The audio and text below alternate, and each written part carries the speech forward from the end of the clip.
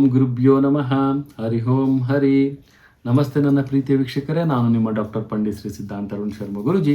ವಿಶೇಷವಾಗಿ ಧನಸ್ಸು ರಾಶಿಯ 2026ರ ಮೇ ತಿಂಗಳ ಮಾಸಿಕ ಭವಿಷ್ಯವನ್ನು ನೋಡೋದಾದರೆ, ಮಾನಸಿಕ ಉತ್ಸಾಹಗಳಾಗಿರ್ತೀರಿ ತಾವು.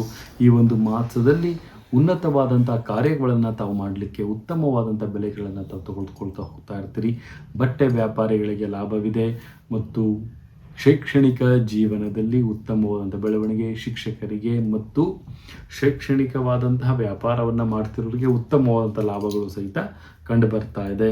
ಮತ್ತು ಆರ್ಥಿಕತೆಯ ಬೆಳವಣಿಗೆ ಆಗುವಂಥದ್ದು, ಮತ್ತು ಯಾರು ಎಲೆಕ್ಟ್ರಾನಿಕ್ ಡಿವೈಸ್ನ ತಾವು ಯಾರು ಸೇಲ್ ಮಾಡ್ತಾ ಇರ್ತೀರಿ ಅವ್ರಿಗೆ ಸ್ವಲ್ಪ ಲಾಸ್ ಆಗುವಂತಹ ಸಾಧ್ಯತೆಗಳು ಸಹಿತ ಇಲ್ಲಿ ಕಂಡು ಬರ್ತಾ ಇದೆ.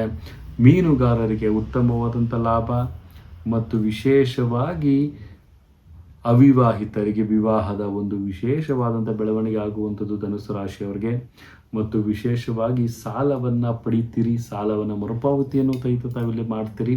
ಆರೋಗ್ಯದಲ್ಲಿ ಅಜೀರ್ಣತೆ ಆಗುವಂಥ ಸಾಧ್ಯತೆಗಳು ಕಂಡು ಬರ್ತಾ ಇದೆ. ಮತ್ತು ಸ್ವಲ್ಪ ಹೃದಯಕ್ಕೆ ಸಂಬಂಧಪಟ್ಟಂಥ ಕಾಯಿಲೆಗಳು ಬರುವಂಥ ಸಾಧ್ಯತೆ ಇದೆ, ಜಾಗೃತಿಯಾಗಿರಿ ಅಂತಲೂ ಸಹಿತ ಹೇಳ್ಬೋದಾಗುತ್ತೆ. ಮತ್ತು ವಿಶೇಷವಾಗಿ ತಾವು ಪಂಚಮುಖಿ ಹನುಮನ ಒಂದು ಆರಾಧನೆಯನ್ನು ಮಾಡೋದು ತುಂಬಾ ಉತ್ತಮವಾಗಿರುತ್ತೆ. 8 ಅನ್ನುವಂಥ ಸಂಖ್ಯೆ ತಮಗೆ ಅದೃಷ್ಟವಾಗಿರುತ್ತೆ. ಮತ್ತು ಆಮದು ಮತ್ತು ರಫ್ತು ಯಾರು ಮಾಡ್ತಿರ್ತಾರೆ ಅವರಿಗೆ ಅಲ್ಪ ಮಟ್ಟಿನ ಲಾಭಗಳಾಗ್ತಾ ಇರುತ್ತೆ. ಮತ್ತು ವಿಶೇಷವಾಗಿ ಕುಲದೇವತೆಯ ಒಂದು ಆರಾಧನೆಯ ಜೊತೆಗೆ ಪಂಚಮುಖಿ ಹನುಮನ ಒಂದು ಆರಾಧನೆಯನ್ನು ಮಾಡೋದು ತುಂಬಾ ಉತ್ತಮ ಅಂತಲೂ ಸಹಿತ ನಾವಿಲ್ಲಿ ತಿಳಿಸ್ಕೊಳ್ಬೋದಾಗುತ್ತೆ. ಇದಾಗಿತ್ತು 2026ರ ಮೇ ತಿಂಗಳ ಧನಸ್ಸು ರಾಶಿಯ ಮಾಸಿಕ ಭವಿಷ್ಯ.